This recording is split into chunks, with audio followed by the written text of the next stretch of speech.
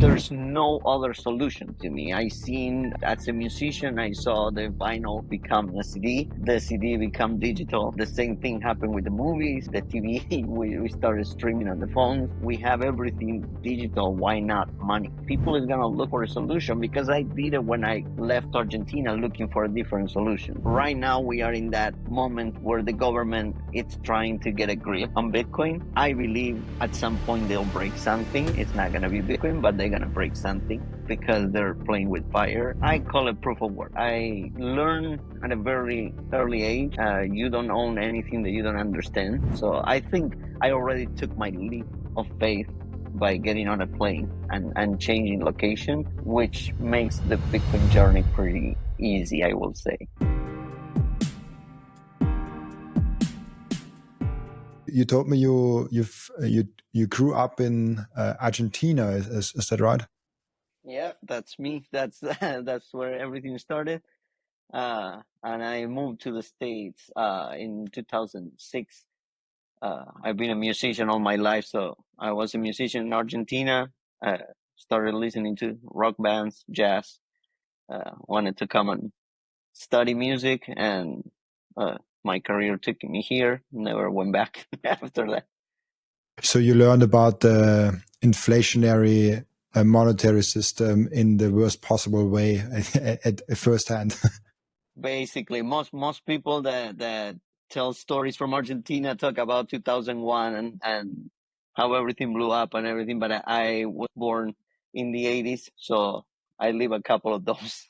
So it wasn't the first time. Unfortunately, it wasn't the last one either. How was that actually, living through those inflationary periods for you in Argentina, especially like you lived up in the 80s, so you actually were already working and stuff like that in Argentina when you lived through that? Well, it was a big change. Actually, my family were all entrepreneurs, and they were building everything. Uh, Argentina tends to have like a 10-year cycle before everything blows up. So, inflationary wise, no. So I saw my dad build from zero everything, and then one day the government decided to change everything, add 2 3 zeros to the dollar value, uh, and coming home and saying like now all our expenses are 10 times more expensive, basically. So it was the first change, having to move from all the high quality stuff into like middle class, and then in 2001 from middle class to like we're gonna have to do something about it, because a second dilution of purchasing power in my house was like we're done, we gotta start again. Wait, so you actually were in a higher class and you got down because of inflation, because the value was just eroded. That has to be so cruel. It changed everything. I remember going to school and having like a mortgage of what you will be like equal to $500 a month today, and overnight my dad came sit on the table and said, well, our mortgage just turned to like 5,000, so we can't afford it. And you start doing your switch, you start finding out ways, and then you finally accommodate, start a new life, build, which is how everyone lives in Argentina. We accommodate to everything that happens. And then 2001 happened, and it's like, okay, now we went to like 50,000. So it's like, we're going to start again. And everything, it's a constant change. So as even choosing a career as a musician, you had to learn how to be a financial person. Otherwise you can't make it to the end of the month. Uh, which is when I got here and I started like learning how actually money works and everything. I was like, I wish I would have known this like 20 years ago and saved my entire family from all the pain. How did Bitcoin came into the picture? It was pretty much that. It was arriving to the US, finding my place, my work. And as you start working, you start seeing that you have to add hours, always planning for the retirement, for the vacation, or whatever you're going to do, and it's never enough. So eventually, I started looking into learning how to trade, how to do after hour work. Besides, being a musician allows me to have some free time, not much, but it was about trying to find these new ways. And the first time I saw Bitcoin, I remember it was about 2000. It was about 2010 or so, and disregarded because I was too busy in the fiat world. Then it came to start learning a little more. I saw the block size work and got completely scared and ran away. It was like, these people are going to blow up everything. So I didn't give it a second shot. And then the third time, I remember a friend coming to me and saying, I found this. You should pay more attention.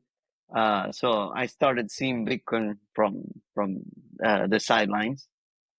And once I uh, did my first small purchase, you're gonna say, and you disregard it, and then one day you look at the number and it's like, okay, there's something here that I need to study more. The number grab technology basically intrigued intrigued Yes, as yes, many. yes. It's super interesting how people learn about Bitcoin. How has this impacted your life and your business decision? Oh, it's been incredible. I as soon as I started learning the Bitcoin, I can avoid reading. Every time someone presents something to me, I go and do a lot of research. So as soon as I learned about Bitcoin and how it was working for other people, I started learning. And I remember following a lot of people online and learning about videos. And at some point, I discovered the shitcoins like everyone else. And I was like, oh, this might be a faster way. uh, and I went and talked to a lot of OG Bitcoiners, and they all came to me saying, like, this is not the way. And I got so upset that I said, I'm going to study this and I'm going to prove them wrong. And I started going down the rabbit hole, never came back from there because nobody does. And once that happened, uh, my life became around Bitcoin, and my business started like becoming part of the proof of work thing. I couldn't work anymore to make money. I had to start providing a service. It came naturally to me to that honesty and that service lifestyle that Bitcoin provides uh, to start using that towards my business instead of trying to make money of it. And somehow I found myself a couple of years later working very minimal hours, enjoying life with the family, uh, being eating healthier, everything that comes with the going down the rabbit hole. So how did this? So, but you're not retired yet. So with Bitcoin. I'm a musician, so I don't think I ever gonna be retired from that because if you give me a guitar, I probably will be playing for free everywhere.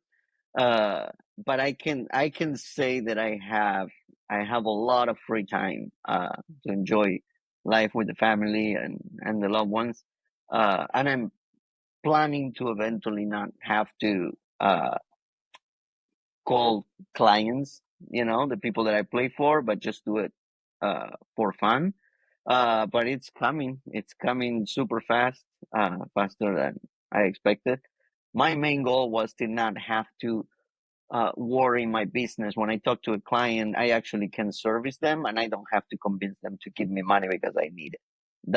That was my main goal. That is happening, uh, and it's what I tell everyone every time they ask me, "How is Bitcoin impacting your business and everything?" Well, it's a business, but it's no longer a job, and I really enjoy connecting with the people that I work with. That's super interesting because Bitcoin provides that financial security that then lets you do what you actually like to do, spending time with your family, playing music, whatever it is. Maybe for other people, it's something completely different. And this security only makes that possible. And I think that's also what I mean with retirement. Retirement is not, I don't know, like sitting on the couch and don't doing anything, because then you can also just die. Like if you're just laying around, like you can also die because they're also just laying around. But retirement for me is more, you don't have to do anything for anyone anymore, but you can do, and it's more of a financial freedom thing. So it feels to me like you already achieved that to a certain extent. Yes, it was. I always had my dream job, so I can say that Bitcoin allowed me to do that because I was doing whether I had the money or not. But what I can say is like the peace of mind, the being able to go to sleep and know that everything is okay, not have to worry. Uh, being in Argentina was a constant relearning things in order to make it to the end of the month. You live paycheck to paycheck unless you scam the you know someone or really play outside of the government currency. And once you come into the state, you start seeing those different possibilities that living in the country where you print the dollars gives you, but somehow you end up in the same race.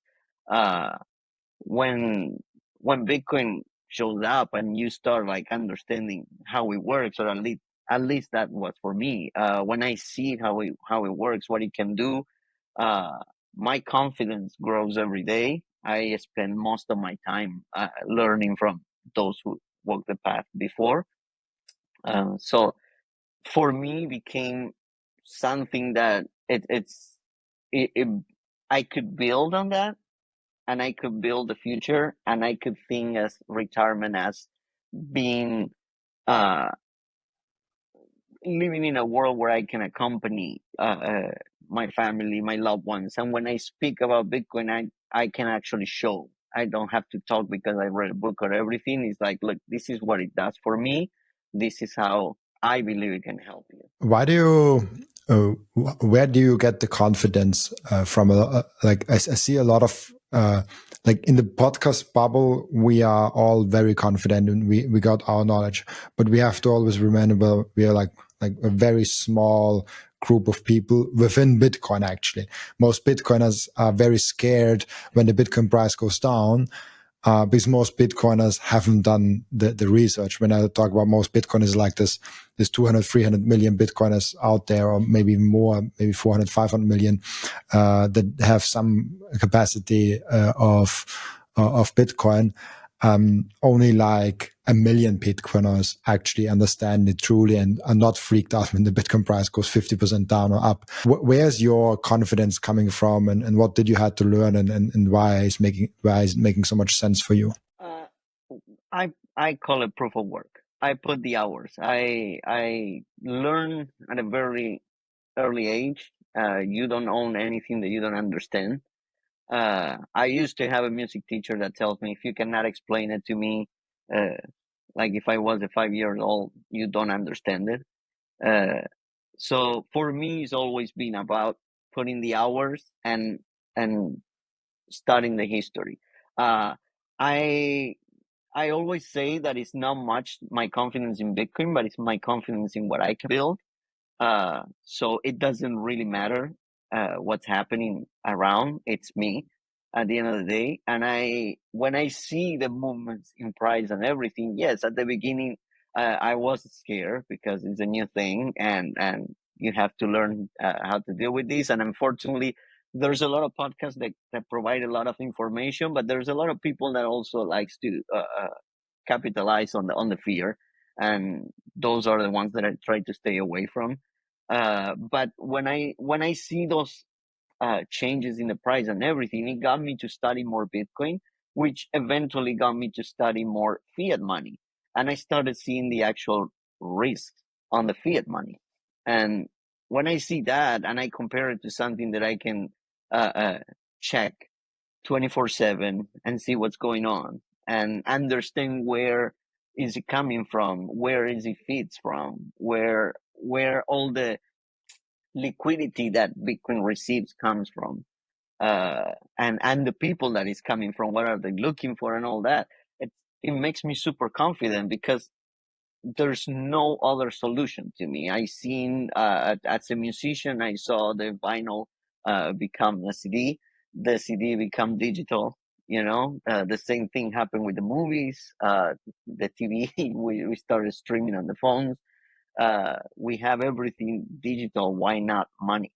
Uh, and when I see what happens to this government controlling all the situation, uh, there's no other path for me that I see that people is gonna look for a solution, because I did it when I left Argentina looking for a different solution. So I think I already took my leap of faith by getting on a plane and changing location, which makes the Bitcoin journey pretty easy, I will say.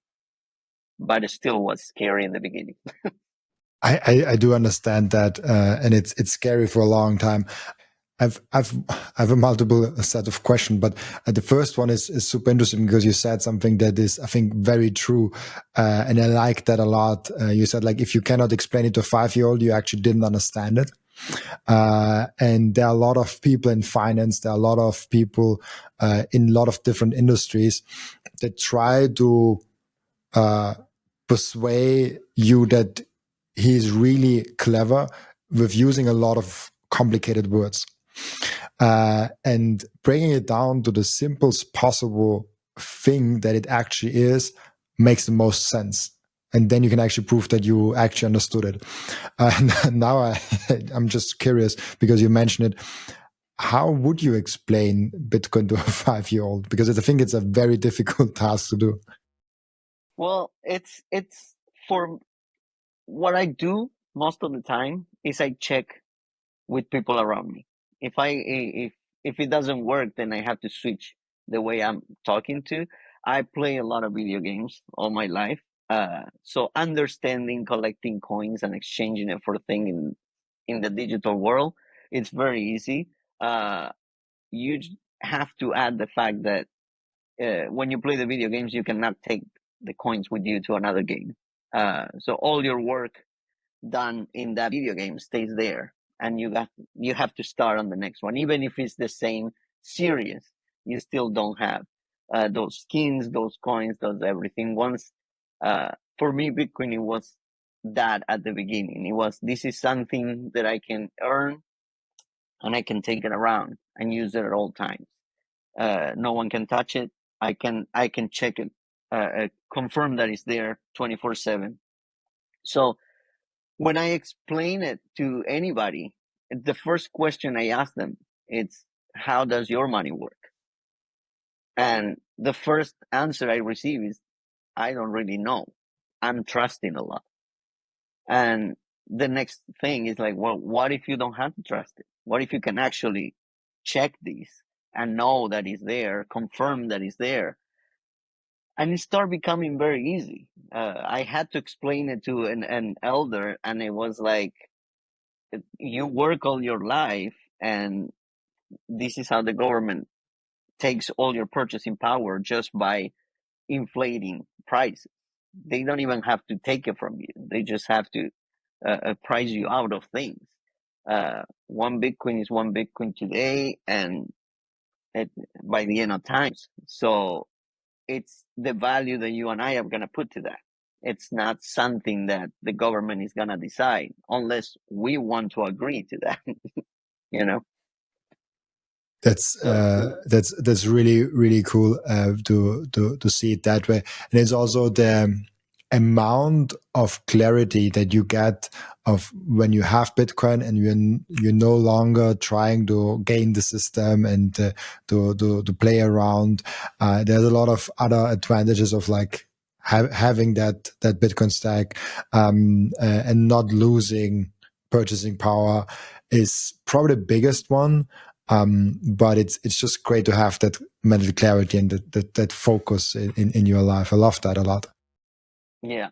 Yeah, no, it's very difficult to uh, explain to someone Bitcoin when they still playing the fiat game. And I believe there's a lot of Bitcoiners who are Bitcoiners in the mine, but they still playing the fiat game because they're still talking in the dollar system, how to use Bitcoin in the dollar system, how to come out of Bitcoin back to the dollar system and have to get things in the dollar system. One of the things I really enjoy by listening to people like Jack Mallers, it's how they are 24/7 in Bitcoin.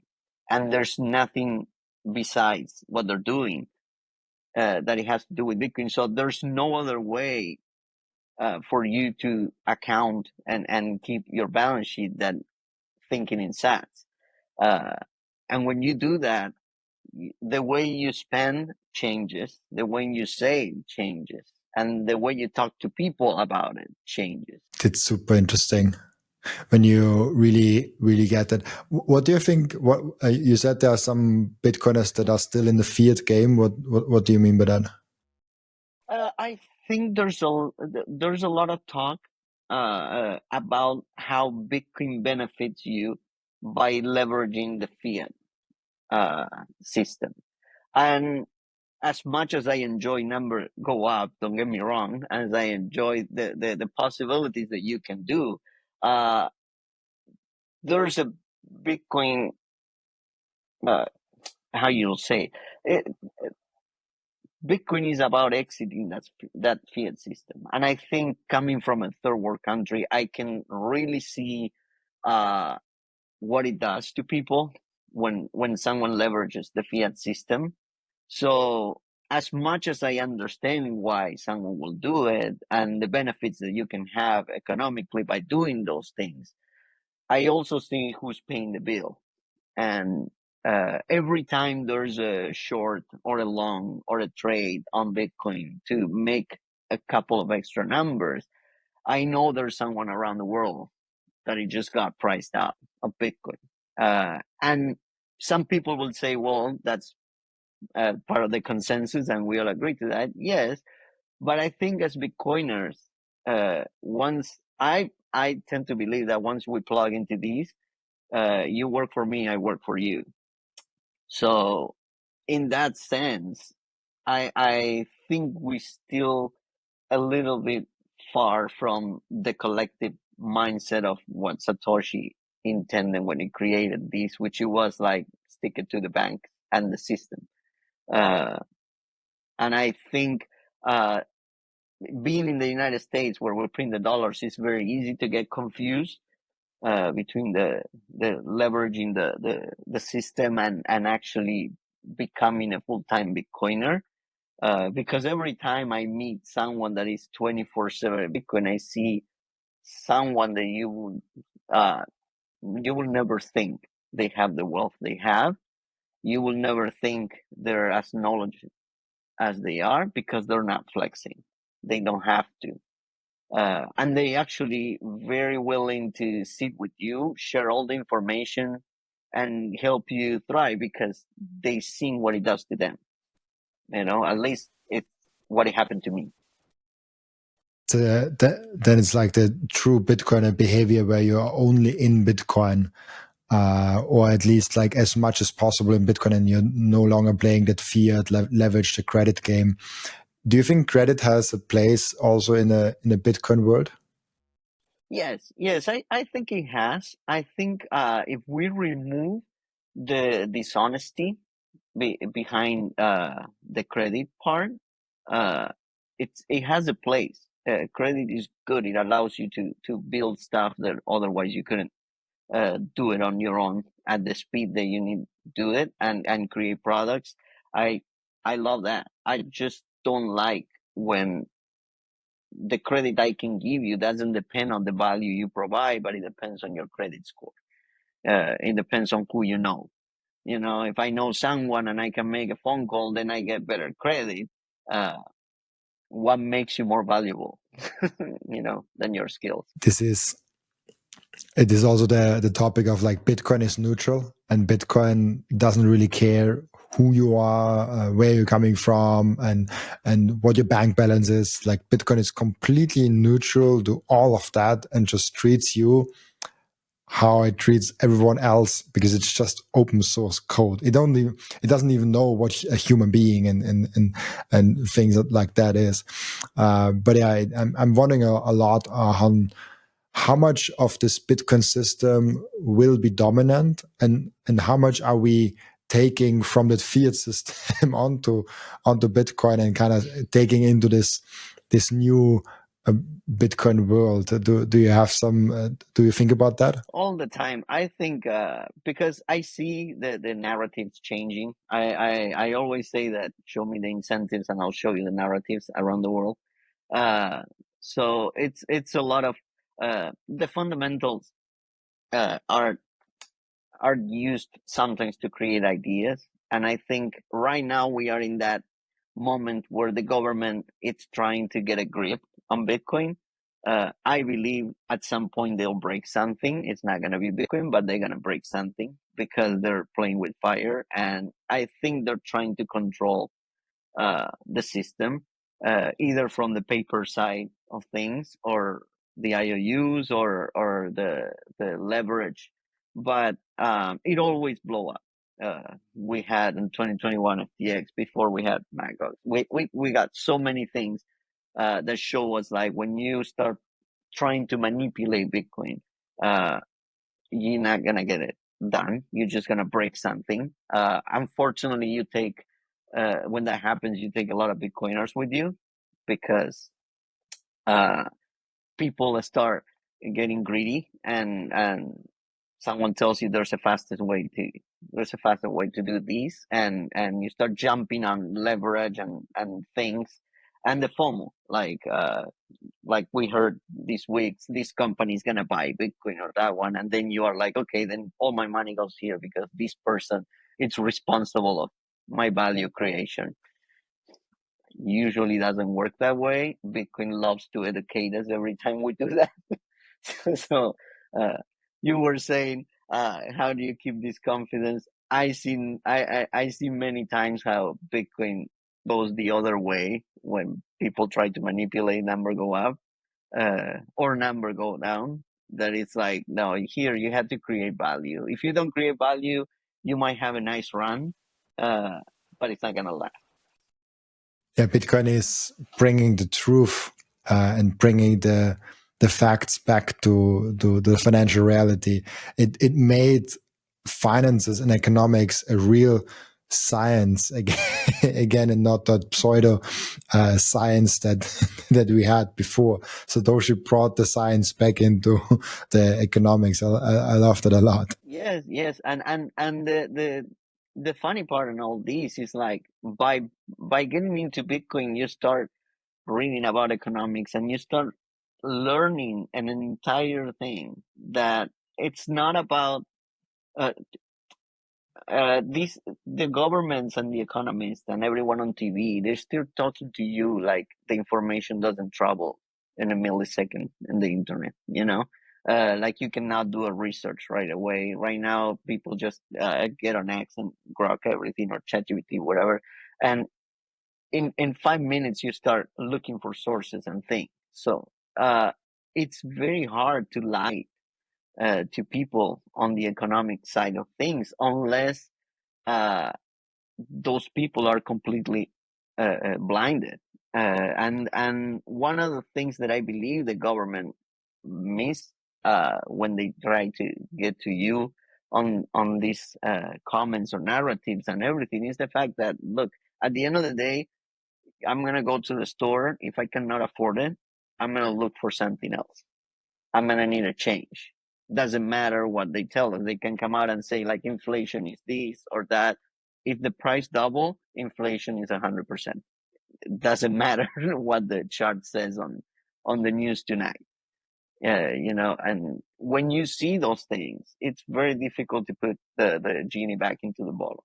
Let's take a break for a moment and appreciate the beauty that Coin Vigilante has made with the Bitcoin watches. Those watches are the most amazing, the most elegant way of showing that you are a true Bitcoiner. And Coin Vigilante just dropped a completely new and amazing Genesis edition of their watch collections. You have the date of the first ever mined Bitcoin block in there. And of course also the block height and which epoch we are currently in. I love the level of detail they put in this masterpiece. Make sure to check out those amazing Coin Vigilante timepieces down in the descriptions. I love those watches so much. And now if you have Bitcoin, I really do hope that you don't have it on exchange. But if you do have it on exchange, I have two ways for you to deal with that. The first way is you put it on a hardware wallet. That's the entry for you to get into the self-custody game. I recommend BitBox, Bitcoin only edition for that. It's a super simple and secure way. And if you check out the link in the description, you even get 5% off if you use the code Robin. And the second way is the Bitcoin way. The Bitcoin way is your all-in partner in terms of how to get the most out of your sovereignty. They will personalize for you a self-custody setup that is perfect for your individual situation. They will show you how you can secure your own devices. Securing your Bitcoin is not enough. You also have to keep all your devices secure. One topic that is overlooked often is the inheritance plan. What happens with your Bitcoin once you are no longer here? Do you have a plan for that in place already? And last but not least, if you're in jurisdictions where you don't feel safe, it's better to get a plan B. For all that, head over to thebitcoinway.com/Robin to get a 30-minute free call. And just a quick side note, I will be for the first time ever speaking at the Bitcoin Prague event in June. It will be absolutely legendary and I'm really looking forward to seeing all of you there. You can get your ticket in the link down in the description of Bitcoin Prague, and very important, use code Robin to get 10% off your ticket. I'm really looking forward to seeing you there. Yeah, you can only cover the truth and the reality for so long. At some point, it just is so important, and it not important. It is so strong, the reality, that it will shine through. If you print 40-50% of the money supply each year, you cannot keep inflation at 2%. That's just ridiculous to believe that. And even though they might say, oh, it's between the inflation is high because of the Ukraine war. Inflation is high because, I don't know, the craziest thing was some singer. You heard about that? Beyonce, or I don't know, some singer, and they're like, oh, inflation is rising because of her. I'm like, no, it's because we're printing money. Like that's the thing. But obviously they don't want people to know about. And yeah, most people actually don't know about it, but they do search for a solution. They're like, oh, my money's getting worth less and less. And he has Bitcoin and he seems to do fine. Like he seems to do good. And I compare it often to, if there's a fist fight and someone shows up with a gun, he wins that fight. But another person says like, oh, like he showed up with a gun and he won. I should also buy a gun. In a very similar way, Bitcoin is also showing the game theory advantage that you have when you have Bitcoin. So you have Bitcoin and someone else is like, oh, like, why does he buy a new house, a new car? Like, why is he living so good? Why does he never complain about money? Why is he living free? Why does he not have to work? Why can he spend so much time with his family?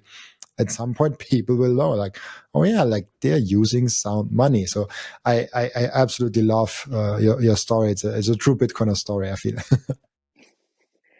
Thank you, thank you. Yes, it's a journey. It's a journey. It takes a lot of learning. I always tell everyone who gets in Bitcoin for the first time, you're gonna learn a lot and you're gonna make a lot of mistakes. But the good thing is there's a lot of Bitcoiners that are always willing to share uh, their stories and their information and pass it along. And the reality is like you're always looking for a solution, as you said. So it's when I remember talking to Argentinians and started to tell them about Bitcoin and what was happening.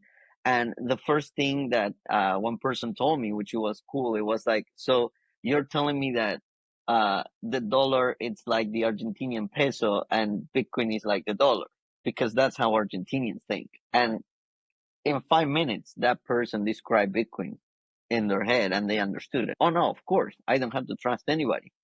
Yeah, I want it right now. Tomorrow is gonna be the same price. When you start thinking like that or seeing those things, there's no coming back. And then you can watch the news, you can interact, get upset of what they say. But I don't know. For me personally, I'm no longer believe it. I watch it as a entertainment, you know. But I see what's happening in the back. So it's like, okay, we can talk about these, but at the end of the day, one Bitcoin, you're not gonna fight it. Sailor did the research, never came back. Now you have an entire governments and everybody doing exactly the same, and we know where all this ends. Uh, Bitcoin Absolutely. is I done. love I Yeah. love that so much because I had a period in my life where I was like 15 to 18 years old. I got really interested in politics. I watched the local news, the mainstream news, like every single day religiously. Then I got a period in my life where I didn't do that at all. Now I'm back actually at a period of my life where I do actually every day try to consume at least like 10 minutes, maybe sometimes not even 10 minutes, like just 5 minutes, seeing through the mainstream news what's going on. The difference is back then I just believed everything they said.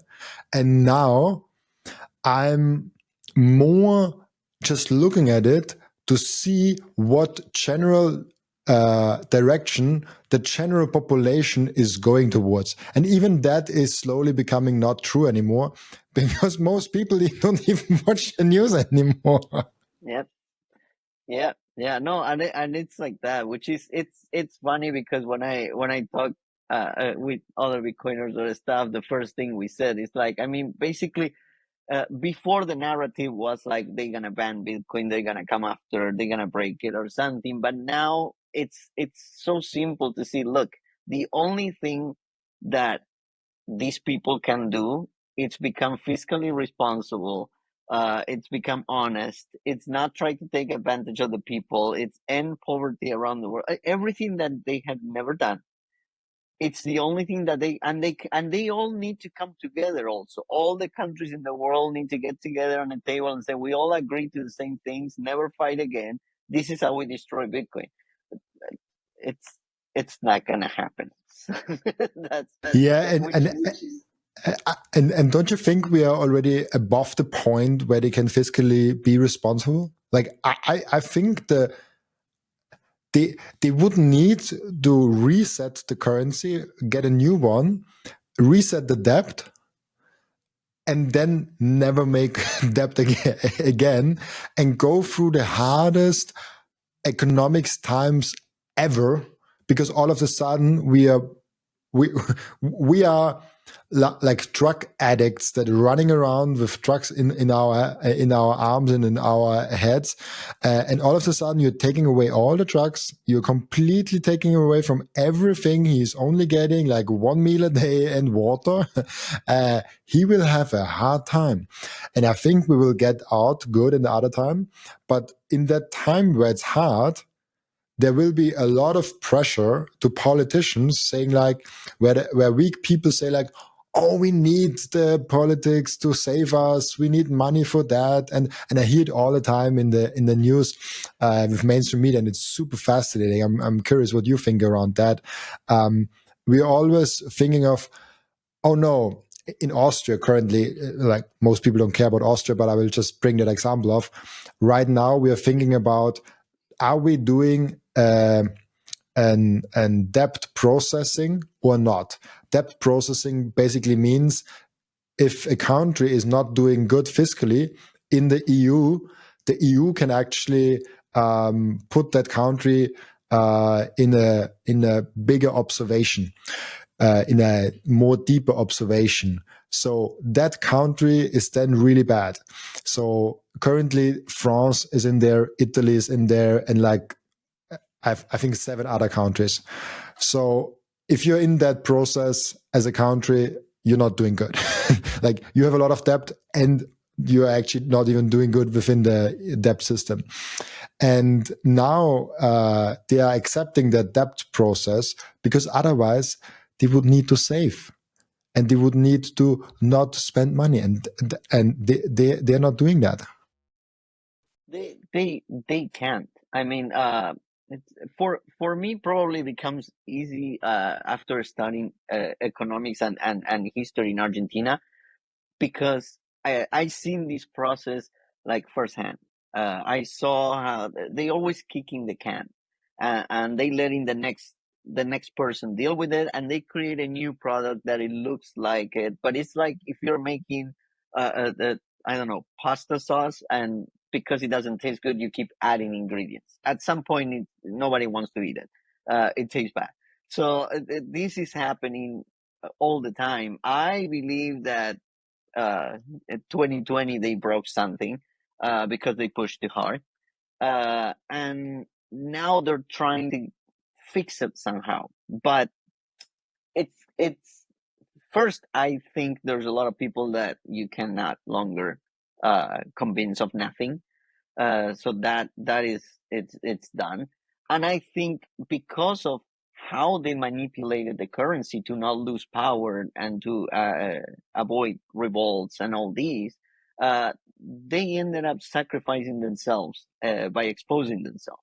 They had to lie so hard that everybody can see it now. And when you lie so much and so fast, so hard, you can't keep it together. I love listening to podcasts more than anything else because you can lie for 3 hours straight. At some point, you break. And you say something that exposes you as who you are, as what you think, and all that. And I think that's why many politicians don't want to sit on a podcast because they know they can't keep it together. And I like to listen to those who actually do take the choice to do that, because it's like, okay, you have something to say. Whether they're right or wrong doesn't mean they understand Bitcoin or they understand what is happening, but at least they're willing to expose themselves. Those are the people that are going to continue to be given a chance. The other people needs to change the narrative and understand what's happening. I think Bitcoin exposes you right away. There's no way you can be a scammer in Bitcoin, and that's why shitcoin exists. Because the moment you put it on Bitcoin, it's like, okay, this is it, and you're out of the game. SB Sam Friedman, that's he tried to do that and he broke something, but he didn't break Bitcoin. He broke his entire world on that. And I think that's the example when someone says, "Well, what can go wrong in Bitcoin?" Well, your life can go wrong. Bitcoin continues every 10 minutes. It doesn't matter. That's so true. It is also fascinating to see how in America the election. I mean, it's some months or like almost half a year over, but it was interesting to see Donald Trump go on so many podcasts, and they were clearly completely unscripted. So that was just clearly visible if you listen to the podcasts. And he not only went to like Joe Rogan or an Eden Ross like live stream, some young kid basically that live streams and those things. He just went on there, and he talked about taking drugs with T1. Well, like that is so, like, no matter what you think about Donald Trump, and I'm not a fan actually, but that's so cool that he goes there. You also have to consider his age and what world he lived in, his ability to adapt to the situation, and his ability to actually be there and have an honest, great conversation there. I think he is. He would be a fun guy to be around because he actually is like he's perceived. And then on the other side, you have Harris and Biden. That I could not, like. Can you even imagine them being on like a a 3-hour live stream with Adam Ross or with Joe Rogan. That's I cannot even imagine because they haven't done it even.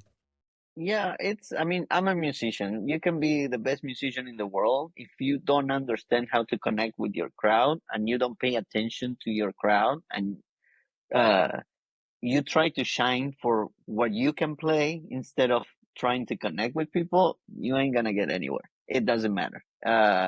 It's like a proof of work, if you want to say it, or exchange for your value, time and energy. If I want to sell you a product and you don't need the product, I'm gonna have a really hard time. I can have the best product in the world, you're not gonna want it. I can try to sell it. I can try to market anything. I can try to build all these. Uh, but at the end of the day, uh, it's not gonna work. I see it all the time when people argue about like ChatGPT or Grok and everything. And what is the advantage of using Grok on X? I don't have to switch the app. It's all in there. So when you're paying for X, you're not just paying for that service. You're paying for the whole package. What is the other guy offering that I cannot get here? The same thing happens on stage. When I play, if you don't like the music I'm playing, even if I'm the best musician in the world, it's not gonna work. I think politicians study acting for a reason. you know, they need to appeal to people. They need to talk to people. They need to sell you their message, whether it's true or not. Uh, One thing I can say, it's like Donald Trump understands very well how to talk to people. And I think they get the message across. Whether it's the one you like or not, up for debate. Anybody can have their own. But he understands that. I think what happened this time is like uh, the other side or Harris and during the campaign, they became so aggressive. But it wasn't aggressive towards what was happening. It was aggressive towards the people that were not understanding their message. It's the same thing happened in Argentina when President Macri lost the election. He got very aggressive with the people, pretty much calling the citizens ignorance for not choosing him. And once they do that, you're done because a lot of people is gonna be hurt, not even offended. Uh, so they're gonna walk away. Uh, it's it's it's in it's like Bitcoin. It's P2P cash system. I'm gonna exchange value with you, time and energy. I have to receive something. If you're only asking me to do and you're not gonna provide anything back, then it's not gonna work. Whether you're the best or not, that doesn't matter. You know. Do you think um, this is do you think Bitcoin brings that out in a human being, or are we just in a very early crowd that is just special? Because when I talk to you, and it's super fun because we never talked before, and it's like 40 minutes in, and I feel I almost feel like you're friends, and it's like, and we talked multiple times just because we have a shared interest in a very early revolution to each other.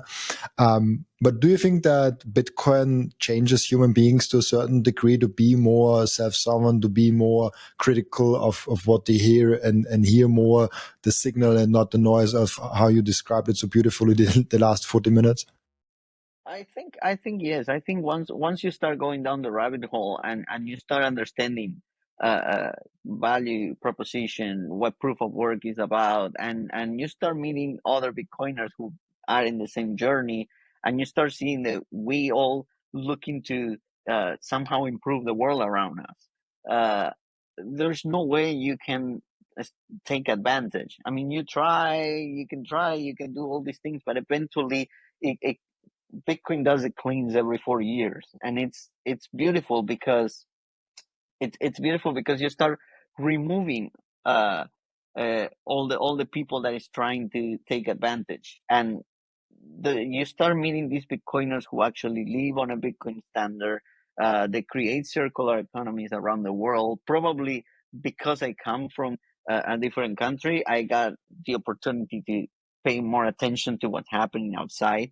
because I seen it, I lived it, and you see how these little communities are growing and building something, and it's like somehow I want to participate. I always was an ex listening to podcasts and stuff, and then it got to a point that I want to tell people that this works, that this improves your life, and you're gonna do it, and I don't know how, because you believe or personally, I'm always like, I'm not ready. I need more study. These people are very knowledgeable. But then at the end of the day, it's like, you know what? I just have to tell people this works. Give it a shot. Put the hours in, and you're going to see the results. It's not an overnight thing, but you will see the results.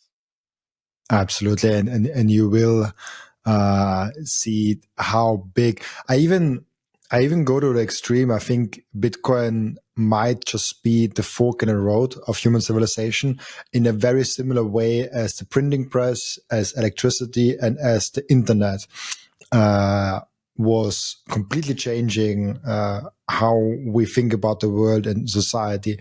Like the printing press is very obvious because information and books were controlled by basically the church, and it was very small and a group that actually controlled information. All of a sudden, the printing press is out there, and you can print books. The crazy statistics, I actually looked it up because I'm writing an article around that. Before the printing press, it took around 1 to 3 years to print one Gutenberg Bible, something along those lines. It really took a long time to write that Gutenberg Bible. I think like 1,300 sites or something like that, pages in there, and then Johannes Gutenberg printed in the first, what was it, 5 years, 180 copies himself. Previously, that would have needed 180 people to print the same thing. Now it did one person. What did it do that? And all of a sudden, in whole of Europe, what was it? I think 15 years later, 20 million books were printed. Like from one book in 3 years to 180 books in 3 years to 20 million books in 10 years or 15 years. And I think Bitcoin has a very similar impact on where we are going. It's obviously not about information, it's more about money, but that has implications we cannot even see right now going into like the next 20 years. So, yeah, I'm sorry for ranting, but I'm Yeah. very excited about Bitcoin. Yeah, no, no, and it's good. When I read Lynn Alden's book, Broken Money, she goes into this evolution in time with all these. Same on the Bitcoin standard, but safe. But you can see that the evolution is happening anyway, and you always arrive to this digital money that you're gonna exchange for value because it always happened, it always been. It's just the evolution. Uh, the information is out. You can print it. There's books. I love to have my books in physical because I enjoy reading them. But most of the time, I'm on the road. I listen to this stuff, and then I go and read it to do like a second thing. But it's evolving. The information is traveling so fast. I can now do a car ride to one of my performances and I finish a book in one day. So it's all that is traveling so fast. It's gonna happen. It's happening. You can see it in plain sight. There's a reason why the governments decide to put it on the center stage. I think they couldn't hide Bitcoin anymore or attack it anymore. Besides Peter Schiff, everyone else understands that this is happening.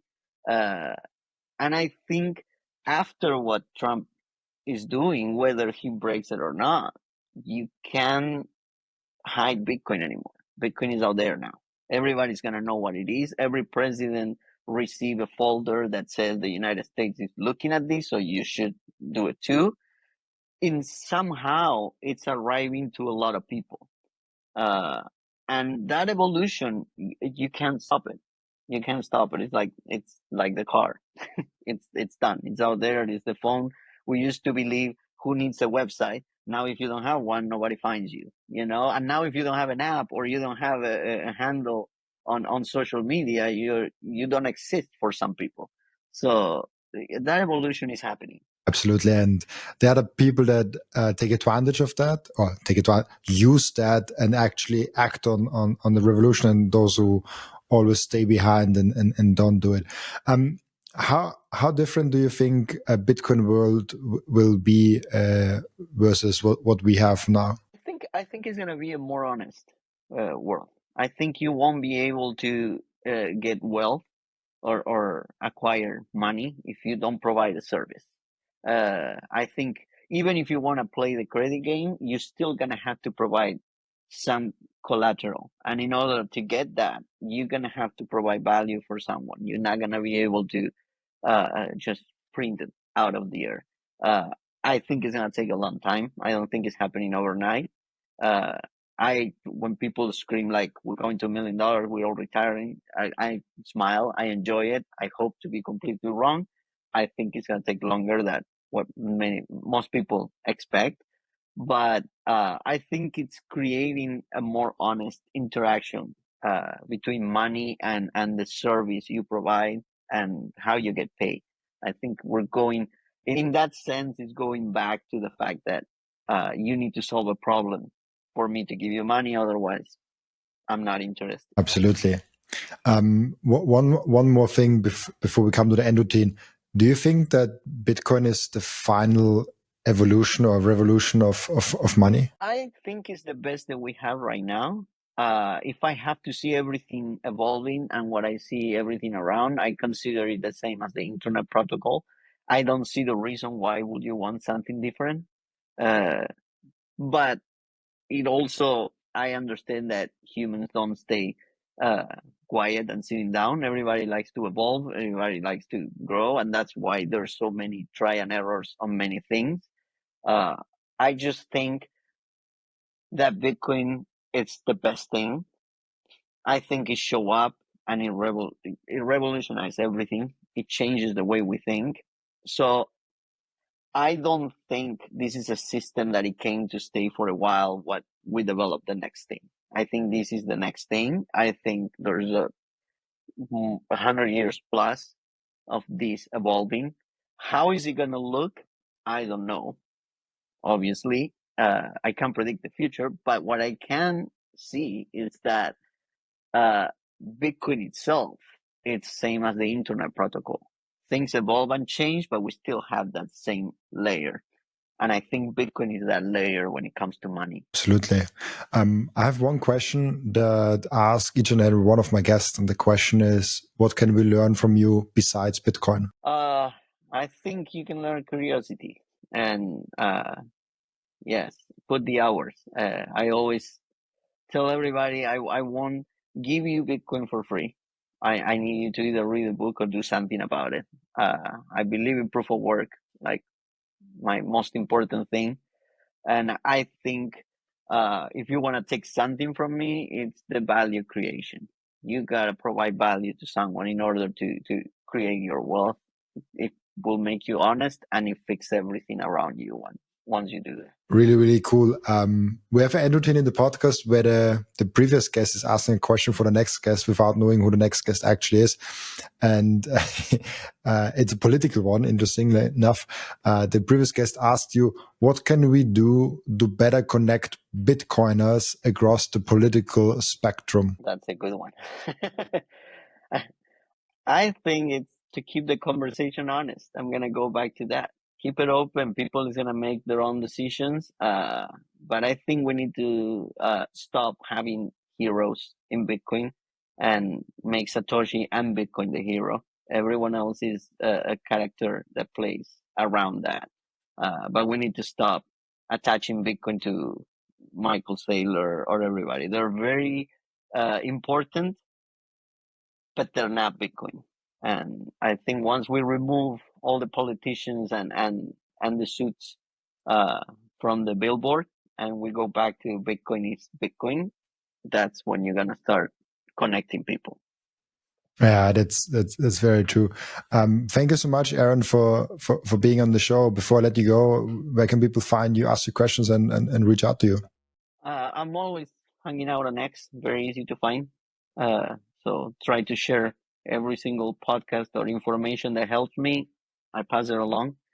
Uh, so you can go find me there. My name, it's very easy to find on the internet, but please don't come to my house. I don't have anything. I can't give it to you. So let's keep it in the same side now. But yeah, the conversation on X is always what I like to enjoy, and uh, see you anywhere. Go to his ex account and not to his house. Yeah, yeah. I mean, you're not gonna find nothing. You have to talk to a lot of people, and you have to do a lot of work. And you also, it's not worth it, believe me, because I'm not those type of people that hoards Bitcoin forever. I use it, so Very nice. yeah. You find more value when you steal all his content from Twitter. Yes, you're gonna benefit a lot. You're gonna make a lot of money by doing that. You don't have to risk your freedom. I love that. Really cool. Thank you so much, Aaron, for being on the show. Also, thank you so much for everyone that is watching and listening, for joining us today. As always, I'll be back tomorrow with another episode. Bye bye.